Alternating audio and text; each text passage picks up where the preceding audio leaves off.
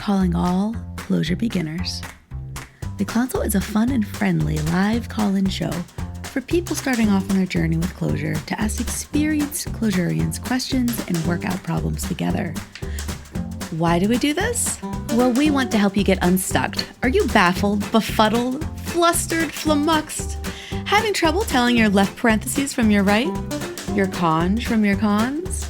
Well, every other Wednesday, we are here to help you out. Who's here to help you out? The Clouncil core team consists of 5 developers. Myself, Jordan Miller, aka Lambda, as a Chief Lambda Officer. Friend Paula Giron, the Graph Whisperer. Another friend, Mike Fikes, who's known to be a self-hosted compiler. Arne Bressor, head of transducing, and of course, our captain of this ship and inspiration for this project, Daniel Higginbotham. If you follow the QR code on the screen, or you just navigate to theclouncil.com, you too can give us a question to answer and work through. We will also have a myriad of guests and surprise people joining us. Can't wait to see you there.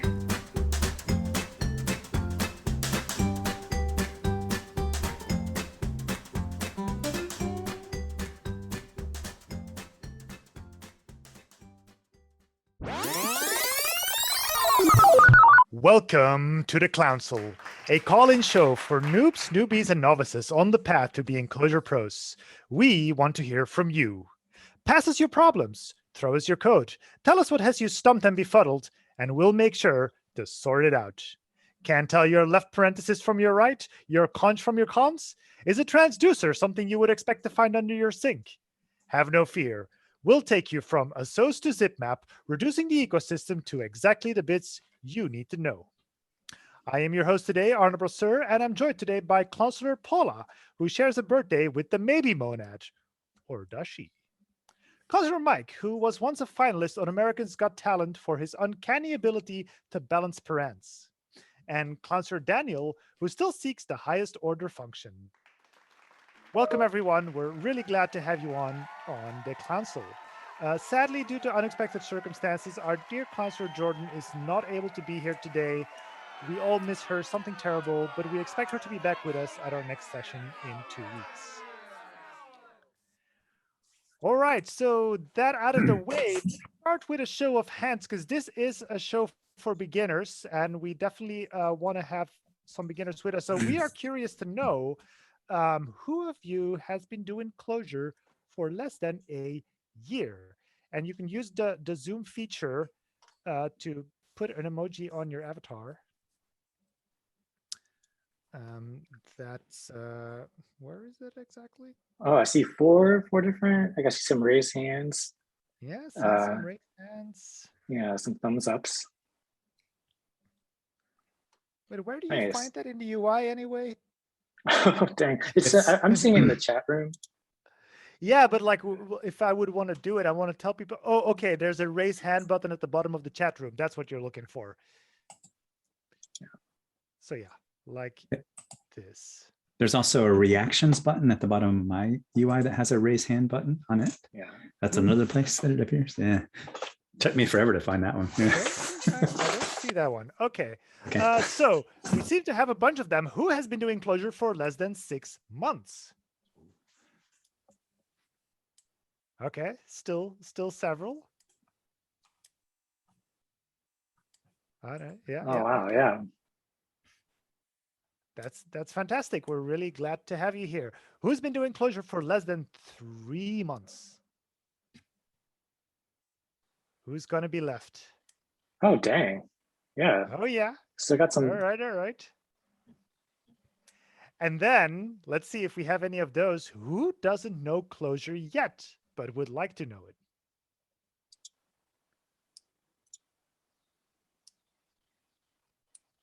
Seeing some hands drop off. Seeing. No.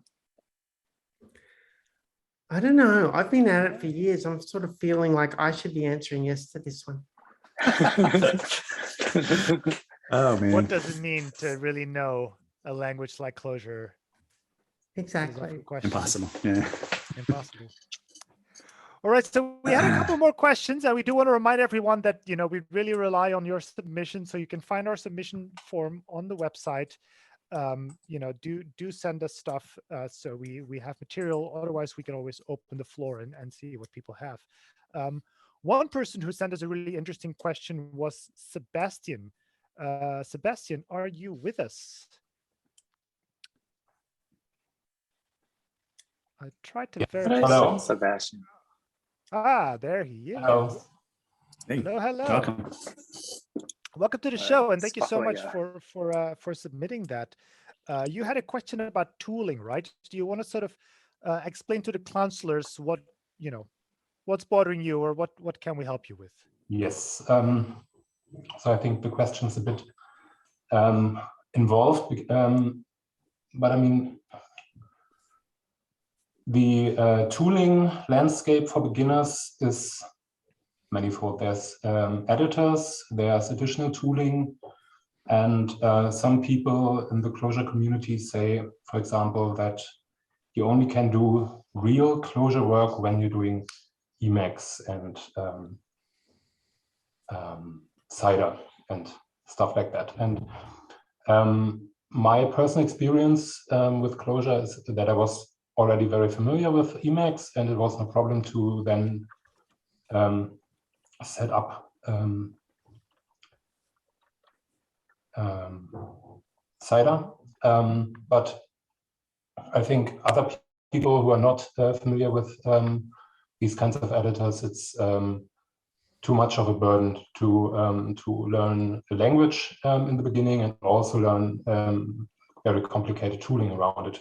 When I first started learning programming, I was learning C, and I was more fighting with the whole C tool chain than with learning the language itself. So I'm always of the opinion, so when you're familiar with one editor, then use that editor to do Clojure with.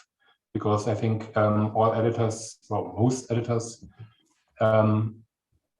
are pretty good with REPL integration and syntax highlighting and stuff like that. So I don't think you have to learn emacs to do proper Clojure. And one thing that I saw, I'm doing a Clojure study group. We are doing Clojure for the Brave and True. And some people there thought, because of the Emacs chapter in the beginning, that they have to do Emacs. And we discussed it on Twitter last week that the Emacs configuration linked in the repo linked there in the book is very outdated, and many people are having troubles getting even that set up, and sinking a lot of hours into that. And yeah, so that's one part of it. The editor discussion. The other thing is tooling, other kind of tooling, like I know there's Reveal, a visual REPL where you can inspect your data a bit more visual. There's Clerk, where you can inspect and play with your data a bit more. So is there perhaps any additional tooling apart from the editor that you would say as more advanced Clojurists that would help a beginner to understand the language better, to understand what the functions do better, and so on? So that's... All right, that is indeed a couple different things in there. Thank you so much for your question. Let's put it to the Clouncillors. I've written down a couple different parts of sort of what's in your question, and I think we can start with the first one. Real Clojure devs use emacs, true or false? Maybe Clouncillor Paula wants to take this one. False. Okay, that was the short and easy I answer. have Do you want more to recently elaborate? started adopting Emacs myself, and I do like it. I went for many years using Vim without even an integrated REPL. I would bounce back and forth between a REPL if I wanted one, but I write a lot of code without a REPL, which puts me in a real minority. I know that. But there are some very well-known, very advanced Clojure developers who use IntelliJ with cursive. There are a lot of people who've been moving on to Visual Studio Code, particularly with Canva, and we have Pez here today. That's been coming along in leaps and bounds recently. So between that and Microsoft's, what is it? The language server protocol, the LSP, that's been, there's been a lot of progress going on in that space. And so I would not see Emacs as being necessary for writing advanced Clojure at all. Especially, I mean, if people are saying that they need all of this extra functionality around in their workspace in order to be looking at data live or interacting with their REPL, things like that, there are a lot of more user-friendly systems. Emacs is extremely configurable, and I've only scratched the surface of it myself, but I use it because it works nicely in evil mode, and which gives me the benefits that I like from Vim. But in general, I think for most beginners, I probably wouldn't go anywhere near Emacs, nor do I think that there would ever be a need to. Yeah, I think that makes a lot of sense. Daniel, there was also a little bit of mention in there of Clojure and the Brave and True, which does start with a chapter on Emacs. Do you still feel that that's something you would do today? Start your book with a chapter on Emacs?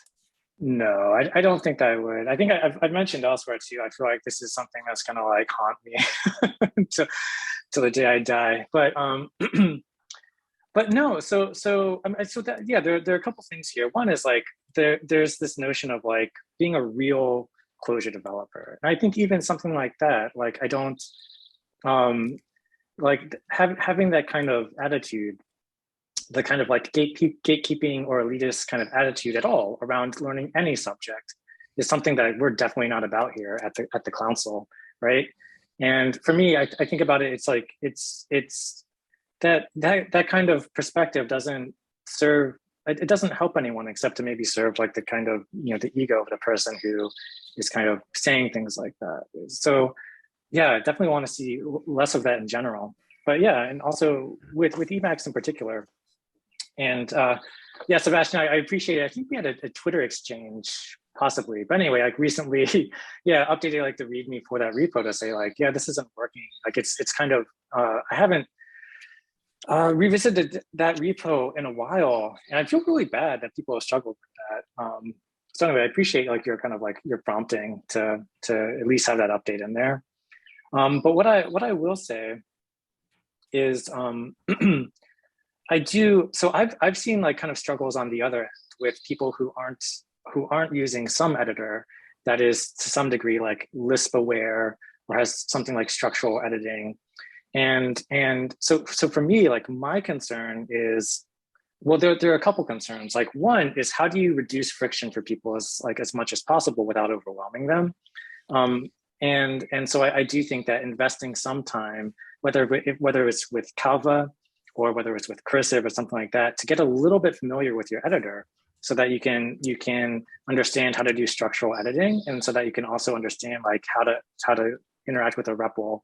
I do think that taking that time up front does pay dividends. I'm not sure if everyone would agree with that, but I think like for beginner, like having this workflow, this like tight feedback loop of you write something and you get immediate feedback to see whether or not what you wrote is working or not, is like really powerful for learning.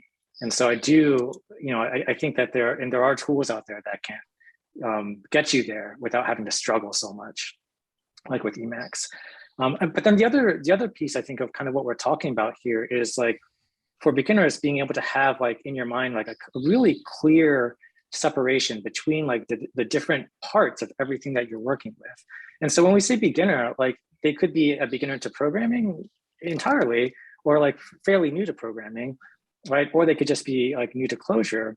But like if you're more on like the really new to programming side of things, then a lot of this stuff just like there aren't clear boundaries between like, you know, what are my build tools, and like what is my editor doing, and like when I do things with my editor to interact with the REPL, like what's actually happening there? Is the editor and the REPL is that all just like one thing, you know? So I think it's being able to distinguish like those separate parts, I think is something that is important for beginners as well. Anyway, I feel like I'm kind of going on a bit here, so. No, but that's you make a lot of very good points. Like in the end, you know, you need to find an editor that you're comfortable with, and if you're already comfortable with an editor, then by all means go with that, or go with something that's a bit more modern and user friendly, like maybe VS Code and Canva. But yes, look into a connected REPL, structural editor, structural editing. Not everyone uses those things. Paula, for instance, you know, doesn't use a REPL apparently all that much, which I'm a little surprised to find out. But she's in a minority that way. But yeah, those are things that are going to help you a lot. Mike, do you have any? Just not all the time. So I have the opposite answer from Paula. When I think about if you're just learning Clojure for the first time, at least this was my experience, I would just hop into a REPL. With no editor whatsoever. And fortunately, the language is so simple and the data literals are so simple that you can get away with just testing and trying out things, you know, create a vector right there in the REPL, right? We all know this, and you can just kind of like play around. And I don't think I started using like a full-fledged editor until I was like developing a code base to actually like try to meet some larger goal.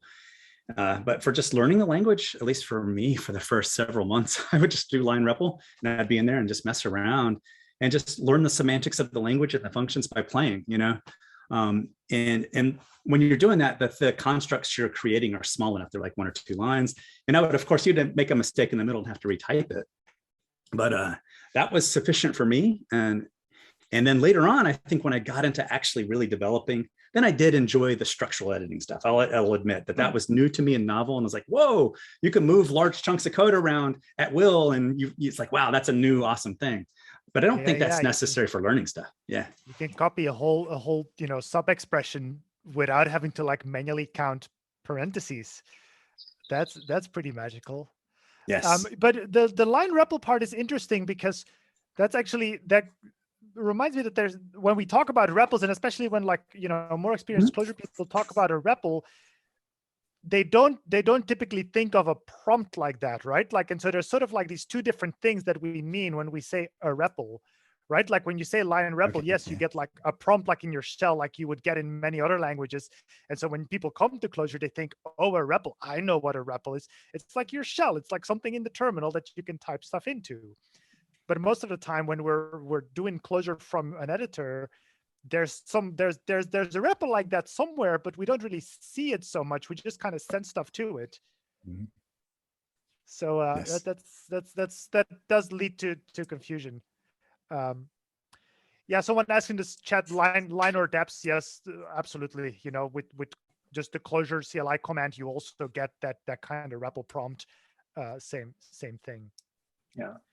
I'll mention too, there was one other question, what structural editing is, like, if that's referring to like paredit and parinfer. So like, yeah, paredit, parinfer, these are tools to do like, to that work really nicely, like with Lisp's syntax of, you know, like every expression is enclosed within these parentheses, and being able to work, with these expressions like kind of as a unit to like move the parentheses around, or like to very, very quickly select, you know, have your cursor select like what is enclosing the expression that you're currently in, things like that. But yeah, I totally get what Mike was saying. Like it's, I would go further, and I would add that like I recall experiences about thinking about a problem, and the language is so succinct that I could edit it kind of in my head. And this is not to like boast, but like it is really, the things that I was thinking about were so small, like map ink over a vector of 3 numbers, right? I could think about that in my head. I didn't need an editor. It was like awesome. Yeah. I couldn't do something like that in Java. I was too verbose, right? Right. And I needed an editor in Java oftentimes. So I would go the other way. You don't even need an editor. You can run. Yeah, I was writing stuff on paper at times. I'm like, you can. Yeah, start. Yeah, less. I do think when it comes to tooling, that less is more, especially in the beginning. I will say also on the structural editing, because there's like different approaches to this, right? Like so the classic way is paredit, where you have explicit commands where what is in paredit speak is called slurping and barfing. It's like pulling an expression into another form. But then some people like parinfer, where it's like tightly linked to your white space. And then there's actually a completely different way of doing it, which is mostly with expand region. So some editors have this where you can just incrementally like select bigger and bigger balanced chunks of code. And then, okay, now I got what I need, and now I'm going to copy it and put it somewhere else. That also works very well. And I find like these things, some of these fit really well to some people's brains. And some don't. Like you kind of have to see which one makes sense to you. I could never get used to parinfer, but I'm a big paredit fan, for instance. There was another part to this question about tooling, and that is sort of like all the extra tooling, right? Like Sebastian mentioned reveal and clerk. We mentioned portal on last show, but also stuff like def cards, or there's a bunch of other things, right? Like that are sort of like, some people will swear by them, but do you really need them? Are they worth learning? What do the Clouncillors think? I've been playing with Clerk a bit lately, and I like it. It's really good if I want someone else to see what I've been doing at a REPL. So like building on what Mike said earlier, I have often played at a REPL where I'll start one at a prompt. Used to be line REPL, now I use depths, but starting one at a prompt and just experimenting with things and building structures. And then when I'm done, that's when I go back and write my code. But Clerk has been really useful that way. So I am writing in a file as I go, but I'm watching it evolve. And I'm working with large data sets at the moment, and it's nice to see these tables being put out, or graphs coming up as I get to them, and I can show other people what I've been doing as I go through it, which I think is really useful. If I'm not just trying to experiment with something, I can show people the process of going through things. So I don't know all of these other tools, but I think each of them has its own use case, which is why people develop them. So I think the main other ones we mentioned are reveal and portal, which are essentially data inspection tools. They're sort of like, and I think they're mostly valuable when you're dealing with bigger values on the REPL. You can send them there and sort of drill down in them and visualize them in different ways, just to kind of people know what we're talking about. Daniel, what do you think? Or should people that are still like fairly early in their Clojure journey, should they be investing the time into learning these other tools, or like, okay, let's just wait a little bit and, just stay minimal for a while until you really feel the need to? Well, I guess I'm actually curious to if any of the beginners like on the call would want to like kind of chime in a little bit about like if they even know what we're talking about, and then also like kind of like what they've found that they've struggled with, and if we can help them out a little bit there. That's a really good call. Yeah, please raise your hand if you would like to join the conversation. Have you used these tools? Oh, we already got a couple. The first one I saw pop up was Michael. So let's get Michael on. Hello. Hey. Hello. Hey, I'm Michael, and then I work with a company where they use Clojure as their backend to interact with the database and things like that.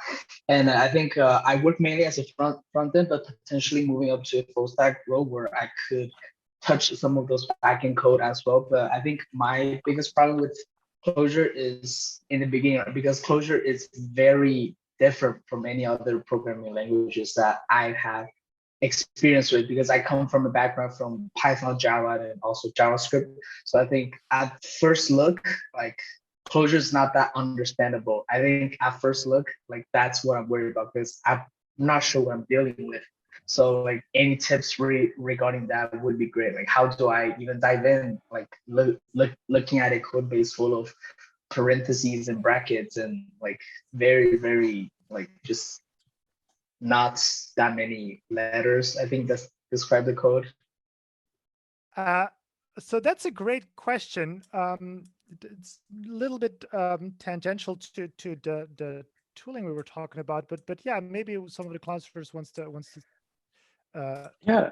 Well, I kind of I kind of love it, because like here we are talking about like editors and whatnot, and Michael's in the position of like look, I'm not even there yet, if I'm understanding correctly, right? Yeah. I'm wondering if we can tie it back into the editor question of like, if to some degree, like, you know, one of these editors like VS Code or whatever could help.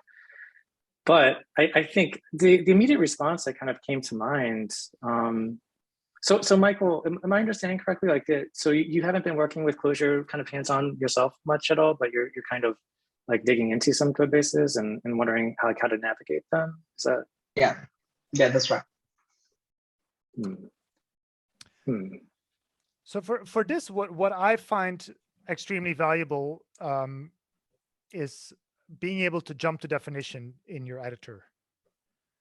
So that's something that I'm sure Calva can do. I know Cider can do it. And that might be something, if you're just like exploring existing code and trying to understand what's happening, you know, you're looking at a bit of code, it's calling a function, and being able to just like put your cursor on that function name and say, take me to where this function is defined, is a superpower for understanding code bases. And I think he's speaking to what I experienced as well, which is you look at this and it doesn't even look like code.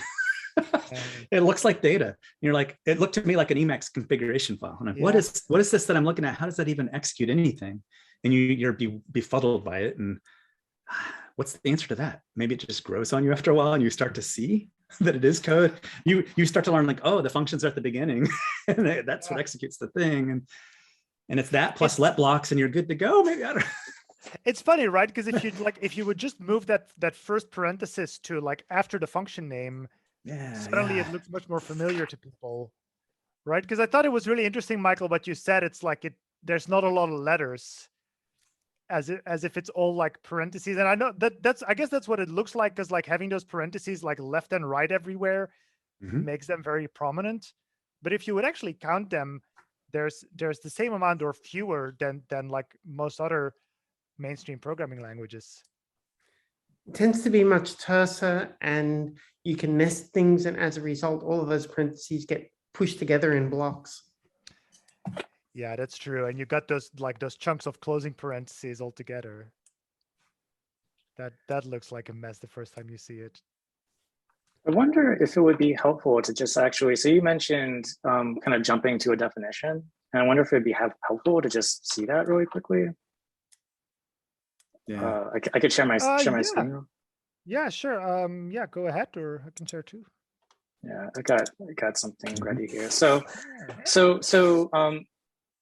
Arna mentioned using your editor to jump to a definition, and so I'm using Emacs, but yeah, like Arna mentioned, other editors should have some kind of facility like this as well. But for me, it's like space CD, and I can go to see where some function is defined.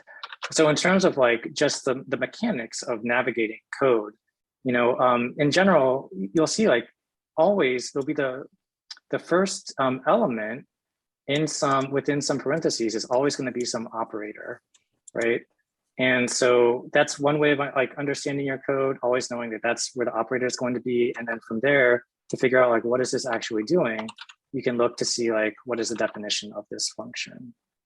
So that's all I wanted to share real quick. Does that help, Michael? Yeah, that helps in terms of kind of navigating where the code is. But I think, yeah, like Mike said, yeah, it still needs some time to grow on me in order for me to really kind of understand it, I guess, and not seeing them as, just blocks of parentheses. Does anyone else wanna pitch in here and maybe give some suggestions to Michael of like, how did you get used to reading Lisp? Because it is a little weird in the beginning, and for, I guess, most of us Clouncillors, it's been a little while. People where it's still a bit more fresh. How did you get over that first hump of just sort of everything looking so alien? Yeah, Sebastian. Yeah, for me it was mainly trying the code out. So if it's possible to get small chunks of the code base running in the REPL or evaluate it to see what the code is actually doing and play with it, put different inputs in the parameters and things like that, and dissecting bigger functions into their main components, playing with them in the REPL to get a feeling for what all these functions actually do. So because the function names are vastly different from other languages, most of them don't exist in other languages in the standard library most of the time. So it's, for me, mainly playing with the code. Open up a REPL or doing it in the code base itself. That makes a lot of sense. Stel, what would you like to add?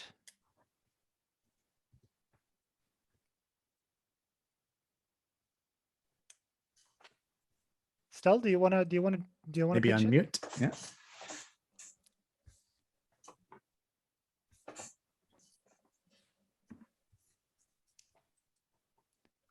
Oh, Stel says that their Zoom is broken.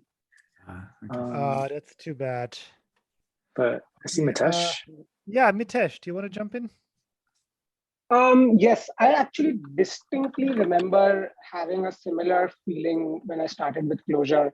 And an example, I have a really strong example here, is that when I saw the let block, the let block was basically 2 square brackets with a bunch of variables in it, right? And I was like, this is an array, this is a vector, right? Like, how is this binding things? And I never understood that part until I actually started writing some code where I had to use a local scoped variable. And then I thought, oh, I need a let block here. And only then did my mind actually associated let blocks with binding rather than let blocks with like vectors.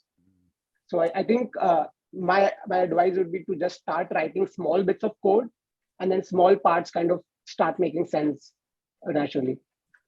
Yeah, I think that makes a lot of sense, and it is a hands-on language. That's also why we harp on this whole REPL topic, because it's good. Like, Clojure gets fun when it becomes interactive, and that's when you also level up much more quickly, I think. All right, that was already, I think, a fantastic first part of the show. Let's move on to our halftime, where we want to ask the question, what would you put a REPL in, and what would you do with it? And Daniel, maybe you want to take the first shot. Oh yeah, well, if I could put a REPL into anything, I think I'd want to put a REPL into my dog, and I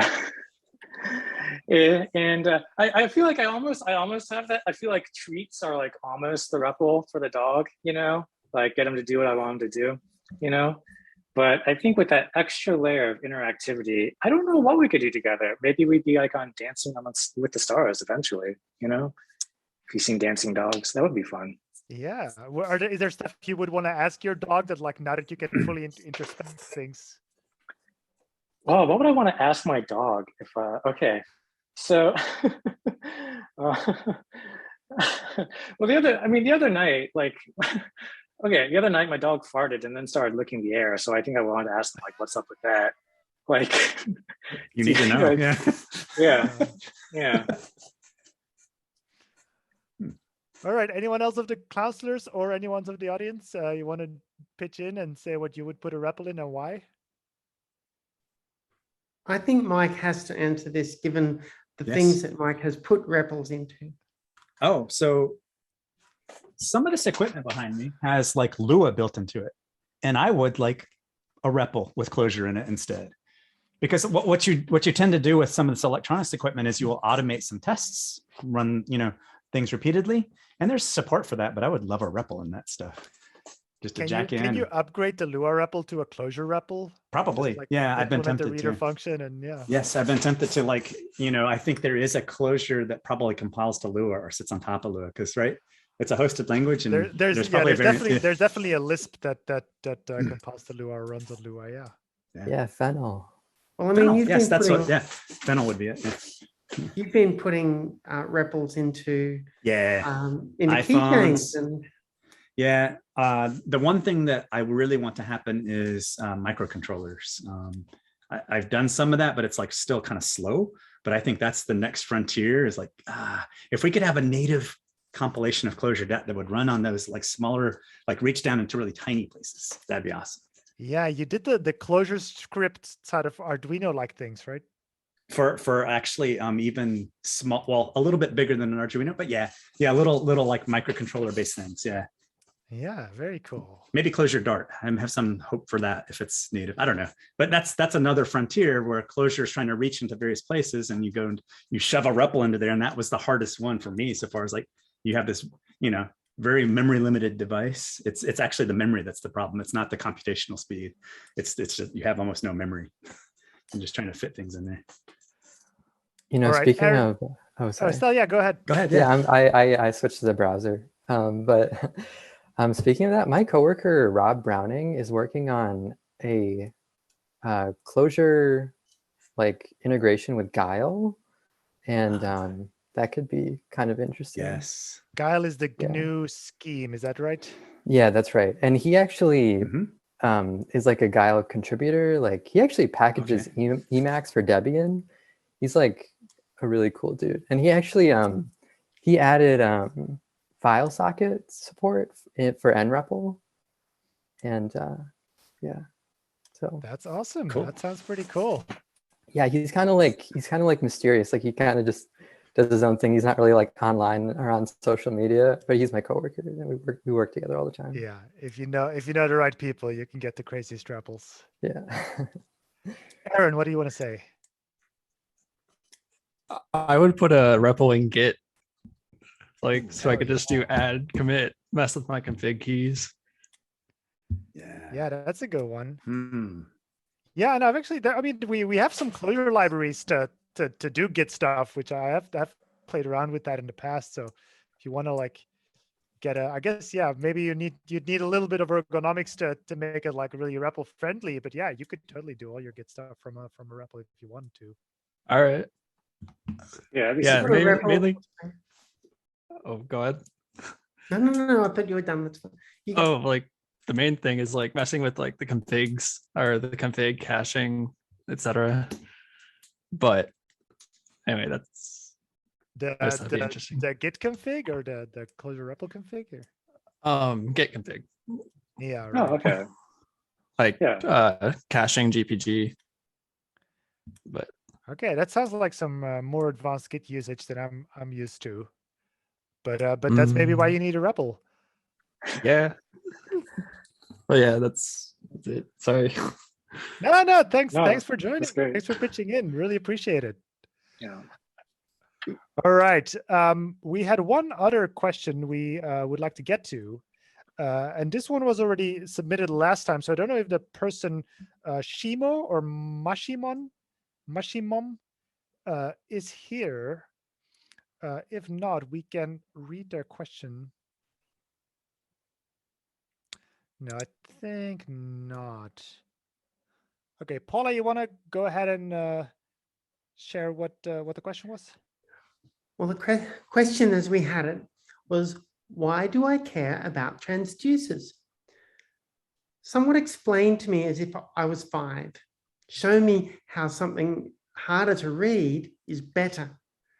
When should I use it and when should I avoid it? Yeah, so the T word dropped. We also have it in our introduction. It's one of these sort of enigmatic Clojure things, right? That like you hear people talk about it, but what is it exactly, and do you need to know it? Yeah, what do we think? Well, do you need to know it? You probably want to know about it if you forgot to put an argument at the end of your map and you got a transducer back instead of actually doing the operation you wanted to. And you think, why do I have this function object here instead of a vector or something? So that's actually a great point. Like, let's unravel this layer by layer, right? So the first time you're probably gonna accidentally run into a transducer is exactly that. So like a function like map or filter, it takes two arguments, a function and a collection. But like with all these parentheses, it can be hard to spot that, maybe the collection is like you've just forgot to put it there, or it's like just outside the form. So you've called map with only the function, and now you got something back, and apparently it's called the transducer. What is that? Is that useful? Are you asking me? I don't know. Well, you'll see that in the chat, we have a response from Alex Miller where this has been documented on the Clojure website in the FAQs. What are a good use case for transducers? There's performance benefits, and that's particularly why I use them. They do look a little harder to read. Once you get used to them, they're not so hard to read, but they aren't quite as clear. And I opt for them specifically for the performance benefits.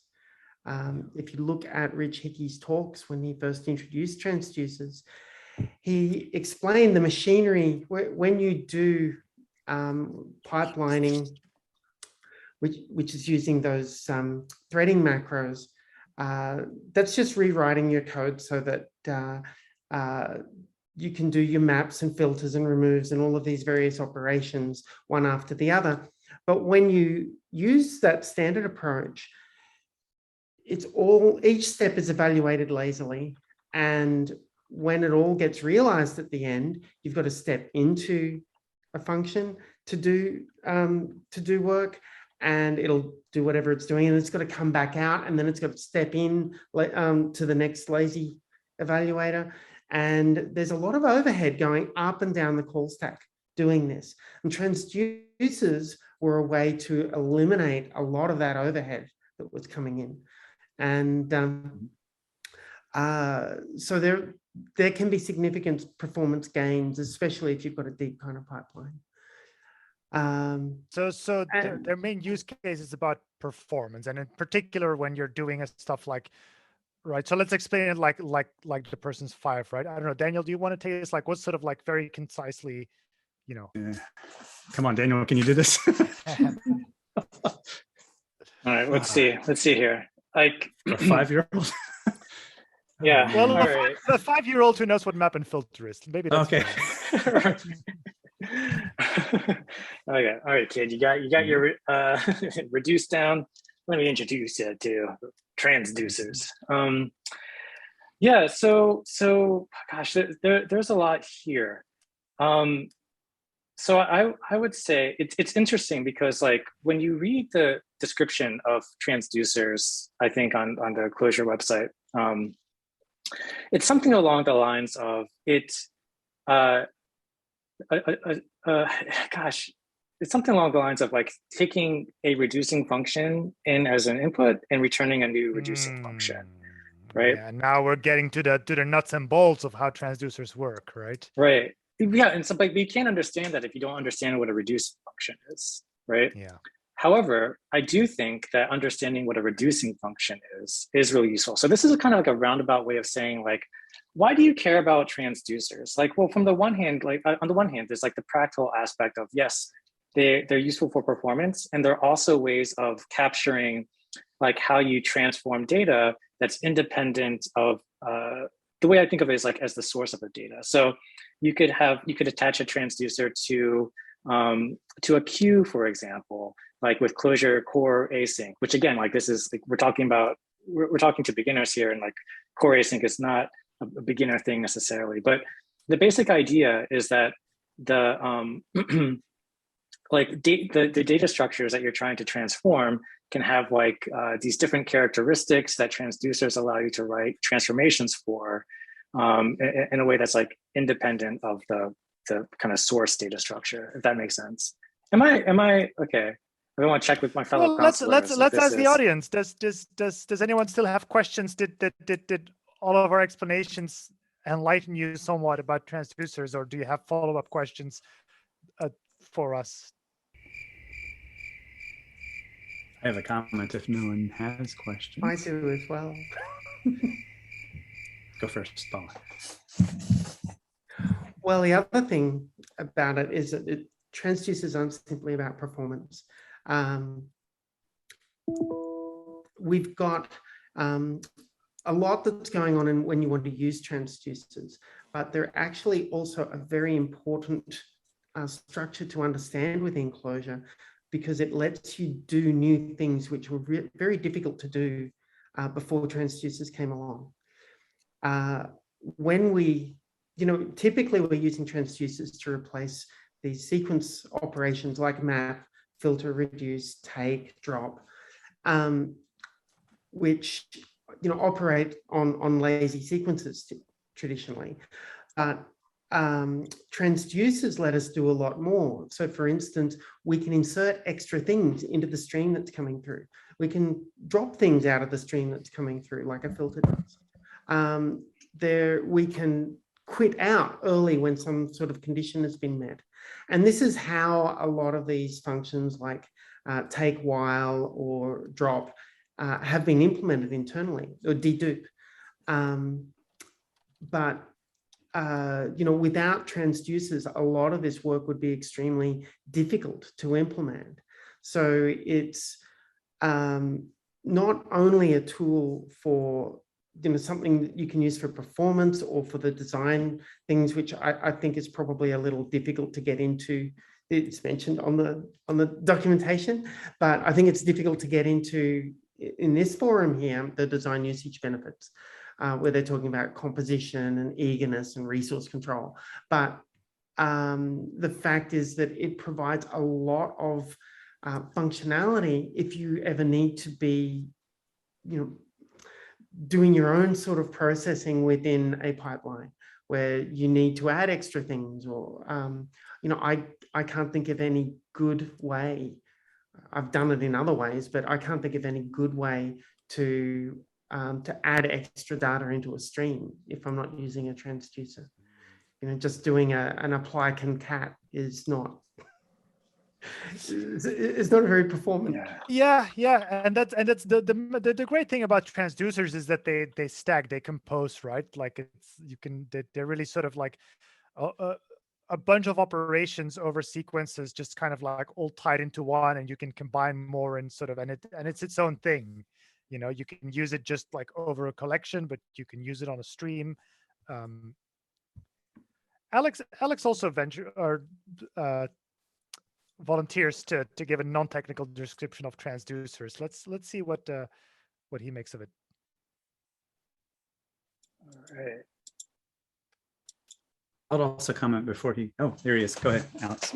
Welcome back, Alex. Hey. So here's an example. Here's a non-computer example of sequences and transducers and operations. So say that you want to make some apple pies. Well, to make an apple pie, I need some apple chunks. And so to make some apple chunks, I need a cored apple. And so to get a cored apple, I need a peeled apple. So to get a peeled apple, I need a good apple. So I need to throw out any bad ones. And so to get that, I need some apples. So I might start with a barrel of apples.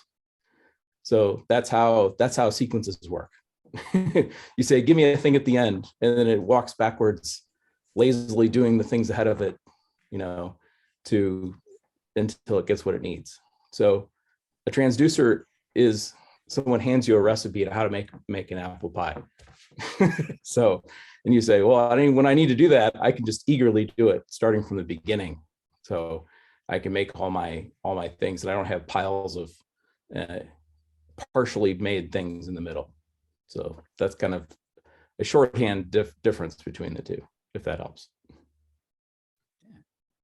Yeah, that sounds like a helpful explanation. And I guess then the nice thing is that the recipe is its own thing, and you can have the recipe without having the apples. Whereas and each of the steps in the recipe is an independent thing as well. Yeah. So you can take the apple peeling step and go use it for something else too, if you want to. Yeah. That makes a lot of sense. Where you get I hope that was useful. It's helpful for coding and for cooking. As someone who doesn't cook much, I'm realizing that I could do things entirely differently. Time to make some apple pie. Yeah. Any questions, sort of about this or tangentially related? That please just raise your hand, Victor. Hello. Yes, I'm building crypto bots in Python, and I'm thinking about these advantages of asynchronous and the transducers composition, like reacting to the price. Now I need to buy, now I need to sell. How these transducers logic could help me maybe controlling better this flow of I need to get the last price, but the last price is a WebSocket message in the middle of something running like a strategy that is a composition of different functions. Should I buy if this value is more or less than this average? Should I sell? And like this flow that you need to have a brain thinking about decisions and constant events coming out from the world.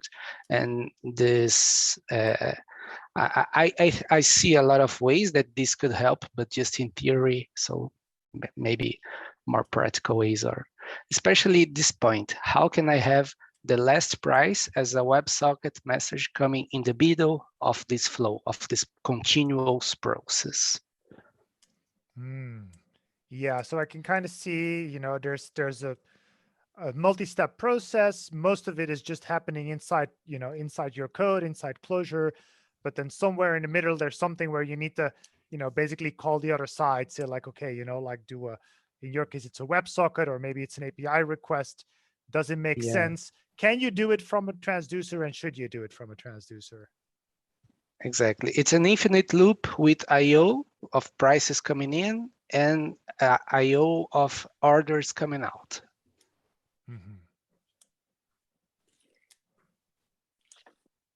So, yeah. Gosh, without having code in front of me, I guess I'm uncertain about like whether or not this is like about transducers per se. I guess what I mean is like, sure, like this is like you could handle this possibly without transducers, but it's, gosh, I feel like I'm struggling a little bit here. The logic overall of what you want is like making these decisions like based on each kind of input value. Like for sure, you could construct that, like the final recipe, as Alex put it, using transducers. I guess I'll just stop there because like that sounds correct. Yeah, I think I can take this. So it's not impossible to do this in a transducer. You could write a transducer that as its transducing step, because it's a transducer is really something that just like, it's like a function that gets a value one by one. There's a bit more to it, but like, it gets a value and then does something with it. And you could totally in that process say, okay, I'm just gonna like call out to this other thing, block until it comes back to me, and then the process continues. But it's probably not a good idea. So when you're dealing with something like an API or a WebSocket call, it's going to take much longer. There's errors that can happen. You might have to retry things. It behaves sort of fundamentally different than just like applying a mapping filter inside your process. But what I would say, and Alex also pointed this out in the chat, you could do something like this, for instance, with core async, where you have an input channel, and maybe there's a transducer on that channel to do the first step of your process, everything that you need to happen before the WebSocket call, and then you have some kind of processing loop that takes stuff off that channel, does the calls and whatever error handling it needs to do, and then if it gets results back, it can put that on a second channel where the second half of your process happens. So that would potentially, I mean, it is all very hypothetical because we're not seeing any code and anything like that, but in that hypothetical realm, I think these are sort of the potential tools you might reach for. Yes, this separation between events, I'm using Kafka topics in between of Python functions. So I would use like channels as an abstraction to the topics and the functions as the steps to decide on what to do. Thanks. Yeah, thanks for joining in. Okay, I wanted to add one comment about the transducer subject. Mike, please. You'll read a lot that they help with performance, truly because they eliminate some overhead as it's going through things. But one caution is that Clojure itself has some pretty good things already in it when you're dealing with sequences, where one of them is like chunked sequences. The thing will work on things in batches and it'll iterate in that little chunk. You may run into this if you're like trying to write something as a transducer and you're finding that it's not quite that much faster than straightforward Clojure and sequences. Is because of things like chunk sequences. And another thing that can happen is some collections are directly reducible. So if you're reducing over a map or something like that, instead of doing like you might imagine where it's asking for things out of the map, the function may actually ask the map and say, hey, you reduce this for me. And the map knows its internal structure and will like quickly take advantage of the fact that it knows how itself is arranged and it'll loop through. So a lot of the stuff that you might think you might need to reach for transducers for is actually already nicely built into Clojure, and plain straightforward Clojure is already pretty fast at times. Yeah, that's a really good point, and I think a nice note to end this with, because the original question, it also said, okay, show me how something harder to read is better. And I would say that harder to read in this case is very relative. It is just like Clojure syntax itself, something that I do think you get fairly accustomed to once you've used them a few times. But it is a little less straightforward than just like a thread last, with a couple operations, right? So if you're dealing with not particularly large sequences and not particularly many operations or something like that, like for a lot of simpler use cases, basically what I'm saying is you don't need to use a transducer everywhere. There is still a lot of places where just a good old map or a good old thread last with a couple things is totally adequate.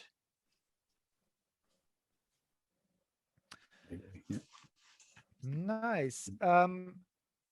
Yeah, we're starting to get towards the end of the show. We've been getting a bunch of submissions, and we've tried to sort of pick the ones where we felt like we could really have an interesting conversation around them. But we also got a couple ones where it might be nice to just mention them briefly. So yeah, do one of Clouncillors get the document open and Daniel, you want to take the first one? Actually, sure. no, Paula, you want to take that one? Sorry, but Paula, I thought that one had like sort of almost Paula's name on it. There's something with my name on it in here. Let's have a look. The one from Rai Kumar. I see. Was this the first shorts? Yeah. Okay. So Rai Kumar writes to us. Rai Kumar writes, I don't have code yet. I will show when needed. Apparently it's not yet needed. There you go. Thanks, Rajkumar. Cool. Yeah. Next we have I think it's Bojan. My apologies if I'm mispronouncing that. I want to be surrounded by other people learning Clojure. And I feel like there are two kind of main tactics that you could take here. You could use either the carrot or the stick. One, you could bribe your friends, families, acquaintances, say that you have pizza or something like that for them. Gather them around, put them in front of a tutorial, and voila, you're surrounded by other people learning Clojure.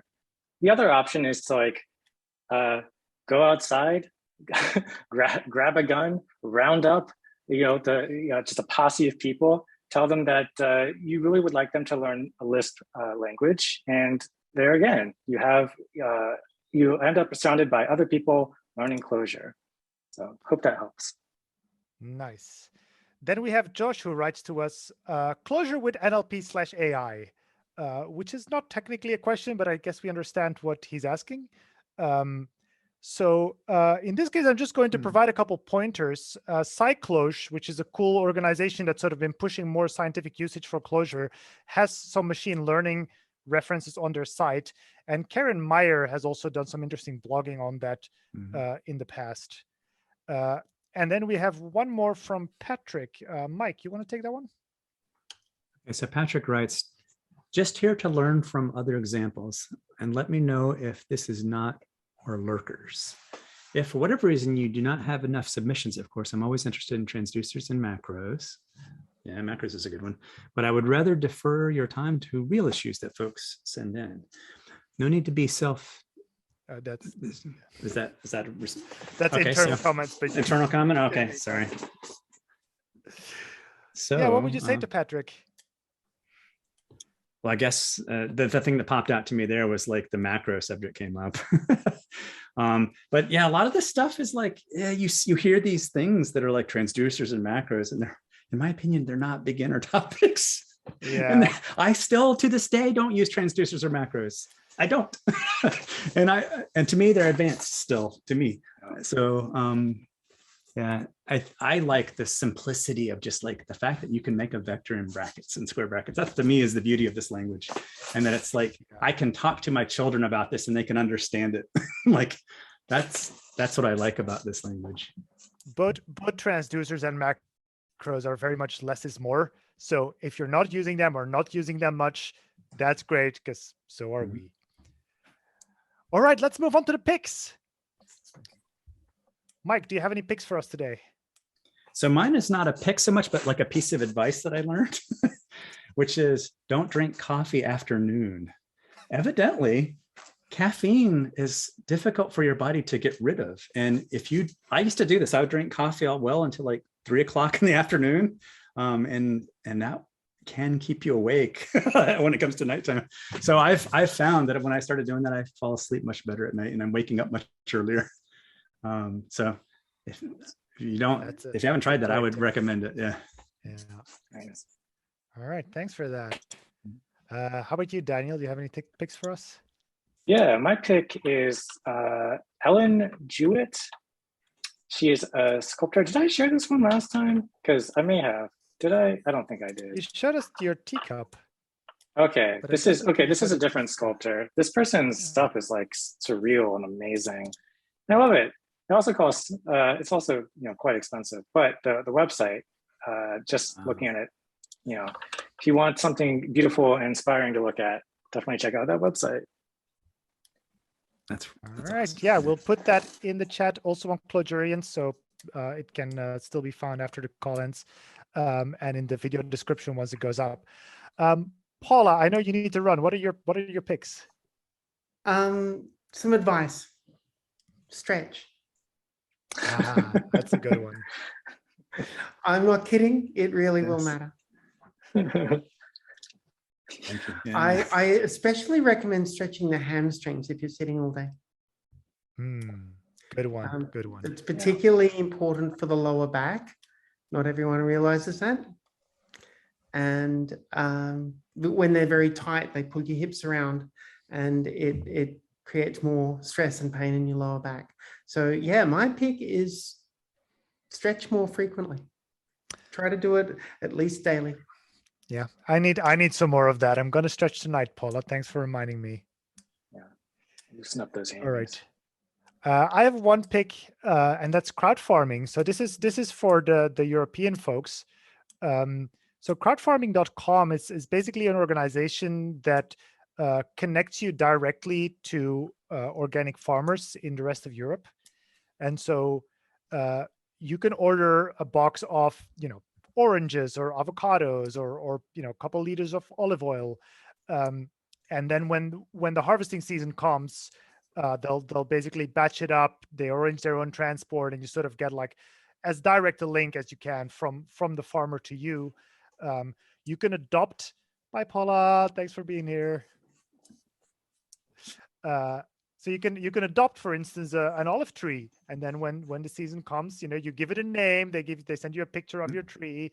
Some farms you can even go and visit it if you're in the vicinity, and you get some information about the farmer and stuff like that. So I've tremendously enjoyed it over the last couple of years. You just get like higher quality produce for often roughly the same prices that you would get it in the supermarket. And it really feels like you're supporting the farmers in a much more direct way. They also currently have a way of donating food to Ukraine. So because we mentioned this last time as well, we do feel affected by the war and everything that's happening there, and just want to put a small reminder of that I've been trying to run a little bit of a fundraising on Twitter with some Clojure companies, friendly companies that have made matching funds available. So we have 3,000 euros in matching funds. Basically, if you donate, we match the same amount and donate as well. And there's still something like 600, 700 left. So I'm going to re-up that, also shared it in the chat. If people are concerned and distraught as we are, maybe see if possible, if you can still pitch in a little bit. And I think with that, we have come to the end of the Clouncil. Thank you all so much for being here today. We had a blast. We hope you had a blast. The recording will go up, might be a week or so before it'll be online. And then we'll see you all again, hopefully in 2 weeks. Thanks.